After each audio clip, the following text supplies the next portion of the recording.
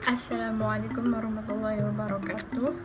Nama Siti Nurrahmah, NIM 1908308039. Di sini saya akan menjelaskan salah satu materi tentang teori-teori linguistik menurut para ahli.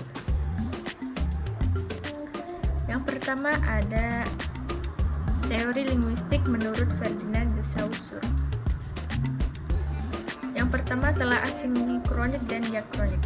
Telaah sinkronik adalah telaah yang mempelajari bahasa pada kurun waktu tertentu.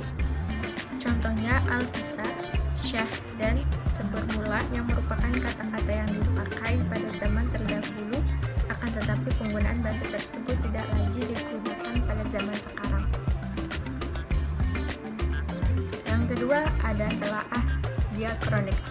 Adalah telaah bahasa sepanjang masa atau sepanjang zaman digunakan oleh penuturnya. Contoh, saudara, makna lamanya merupakan sekandung atau seibu, sedangkan makna barunya adalah orang yang dianggap sama sederajat kedudukannya. Yang kedua ada sastra. Makna lamanya merupakan tulisan, sedangkan makna barunya adalah karya seni bahasa. Yang ketiga, contohnya begini, makna lamanya merupakan makna yang kurang baik didengarnya dan berubah menjadi misteri yang bermakna lebih baik dari makna sebelumnya. Kemudian perbedaan langue, lingue, dan parole. Langue adalah bahasa secara umum yang bersifat abstrak. Langue adalah bahasa sebagai suatu sistem yang mengandung kaidah-kaidah yang telah menjadi konvensi. Parol adalah bahasa sebagai ujaran yang dihasilkan secara individual, sedangkan langue merupakan bahasa secara umum yang bersifat abstrak. Menurut Ferdinand de Saussure, langue tidak memenuhi syarat sebagai fakta sosial karena di dalam langue ada faktor bahasa individu yang berasal dari pribadi penutur. Contohnya, kata nasihat secara sosial banyak digunakan masyarakat seolah-olah dianggap sebagai bahasa konvensional. Padahal kata nasihat tidaklah baku, tidaklah sesuai dengan ejaan yang disempurnakan. Yang kedua ada langue. Langue adalah bahasa sebagai suatu sistem yang mengandung kaidah-kaidah dan telah menjadi konvensi. Langue adalah perangkat konvensi yang kita terima dan siap pakai dari penutur-penutur terdahulu. Langue telah dapat diteliti karena merupakan perangkat tanda bahasa yang disepakati secara kolektif. Tanda bahasa tersebut dapat menjadi lambang tulisan yang konvensional. Kemudian ada parol. Parol adalah bahasa sebagai ujaran yang dihasilkan secara individual. Parol merupakan keseluruhan dari apa yang diajarkan orang, termasuk konstruksi individu yang muncul dari pilihan penutur dan pengucapan yang diperlukan untuk menghasilkan konstruksi berdasarkan pilihan yang bebas. Kemudian, perbedaan signifikan dan signify. Bahasa adalah suatu sistem tanda-tanda yang bebas dan merupakan kombinasi dari signifian dan signify. Adapun signifian adalah citra bunyi yang timbul dalam pikiran manusia. Contohnya, suara atau bunyi mobil kebakaran berbeda dengan bunyi mobil ambulan. Signify adalah pengertian atau kesan makna yang berada di dalam pikiran manusia. Contohnya, penanda suara azan di masjid yang bermakna telah masuknya waktu sholat. Kemudian, hubungan stigmatik dan pragmatik. Sintagmatik adalah hubungan antara rantai ujaran yang ada dan yang nyata dan memiliki hubungan antara unsur-unsur yang terdapat dalam suatu tuturan yang tersusun secara berurutan. Contohnya pada hubungan fonem, frasa, dan kalimat. Paradigmatik adalah hubungan antara unsur-unsur bahasa bahasa dalam keseluruhan sistem bahasa yang dapat saling menggantikan dan memiliki hubungan antara unsur-unsur yang terdapat dalam suatu tuturan dengan unsur-unsur sejenis yang tidak terdapat dalam tuturan yang bersangkutan.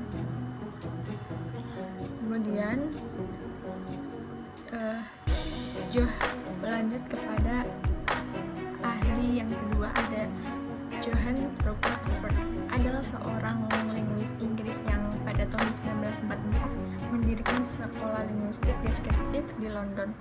Menurut Fritz, dalam kajian linguistik yang paling penting adalah konteks. Dalam teori Fritz ada konteks fonologi, morfologi, leksikon, dan situasi. Bahasa adalah susunan dari konteks-konteks ini. Tiap konteks mempunyai peranan sebagai lingkungan untuk unsur-unsur atau unit-unit tiap tingkat bahasa.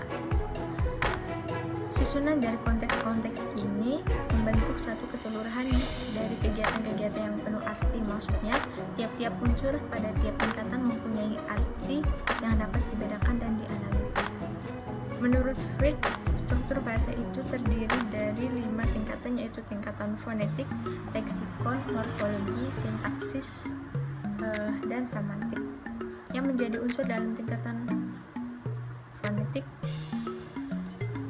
adalah fonem, yang menjadi adalah morfem. Yang menjadi unsur dalam tingkatan sintaksis adalah kategori-kategori sintaksis, dan yang menjadi unsur dalam tingkat semantik adalah kategori semantik. Fritz lebih memusatkan perhatian pada tingkatan fonetik dan tingkatan semantik, sedangkan tingkatan lain kurang diperhatikan. Fonem dapat dikaji dalam hubungannya dengan kata. Konteks fonologi terbatas pada bunyi-bunyi dalam yang terdapat pada kata. Bentuk yang meragukan pada satu tingkat tidak selalu meragukan pada tingkatan lain. Misalnya bentuk kepala dalam bahasa Indonesia. Pada tingkatan fonetik, bentuk ini meragukan sebab ada beberapa makna kata kepala dalam bahasa Indonesia. Untuk menjelaskan, kita dapat beranjak ke tingkatan yang lebih tinggi, yaitu tingkatan morfologi atau sintaksis atau semantik. Dalam konteks morfologi, bentuk kepala kantor ataupun keras kepala tidak meragukan lagi. Arti atau makna menurut teori Fritz adalah hubungan antara satu unsur pada satu tingkatan dengan konteks unsur itu pada tingkatan yang sama. Jadi, arti tiap kalimat terdiri dari 5 dimensi, yaitu 1. Hubungan tiap fonem dengan konteks fonetiknya, hubungan fonem satu sama lain dengan kata, hubungan kata-kata satu sama lain dalam kalimat. Kemudian beranjak ke ahli yang ketiga, yaitu menurut Bloom-Field. Ciri-ciri aliran struktural Bloom-Field sebagai berikut. Yang pertama, objek kajian bahasanya adalah bahasa yang masih hidup di masyarakat, bukan bahasa yang sudah mati, yang masih dipakai dalam keseharian masyarakat. Kemudian, cara kerja sangat menekankan pentingnya data yang objektif untuk memberikan sesuatu bahasa. Yang ketiga, dalam menganalisis dan mengklasifikasikan unsur-unsur bahasa berdasarkan hubungan hierarkinya. Yang keempat, menganggap setiap bahasa memiliki pola tertentu yang berbeda dengan bahasa yang lain. Yang kelima, membagi kata menjadi 2 bentuk, yaitu bentuk bebas dan bentuk terikat. Memandang bahasa terdiri atas sejumlah isyarat atau tanda. Kemudian 7,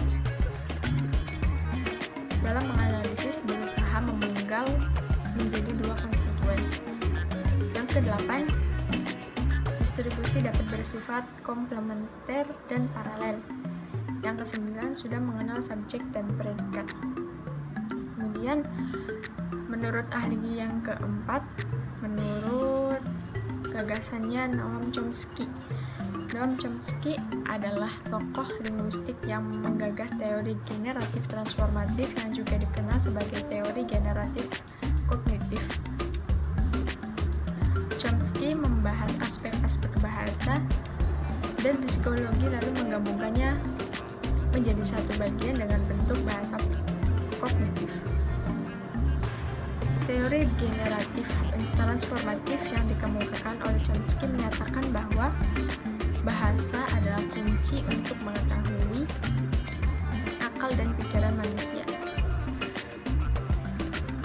Chomsky membedakan masalah struktur dalam dan struktur luar, yaitu antara kemampuan berbahasa dan perbuatan bahasa, serta kreasi dalam bahasa berdasarkan fitrah dan bersifat universal. Kompetensi pengetahuan bahasa merupakan pengetahuan penutur suatu bahasa mengenai bahasanya. Kompetensi yang tersimpan dalam otak manusia itu yang memberikan kemungkinan untuk melaksanakan proses berbahasa. Sedangkan performansi merupakan perbuatan atau pelaksanaan bahasa berdasarkan kompetensi, yaitu berupa bertutur ataupun pemahaman akan tuturan. Performansi dapat diartikan keterampilan seseorang dalam menggunakan bahasa. Adapun perbedaan teori linguistik Ferdinand de Saussure dan Noam Chomsky berdasarkan uraian yang telah dipaparkan, salah satunya yang pertama, gagasan Ferdinand de Saussure memandang linguistik sebagai suatu perilaku tuturan dan bahasa bersifat konvensional sebagai suatu hasil dari kebiasaan yang telah menjadi konvensi dalam masyarakat. Chomsky memandang linguistik sebagai suatu kemampuan atau kompetensi yang dibawa manusia sejak lahir dan terdiri dari struktur-struktur yang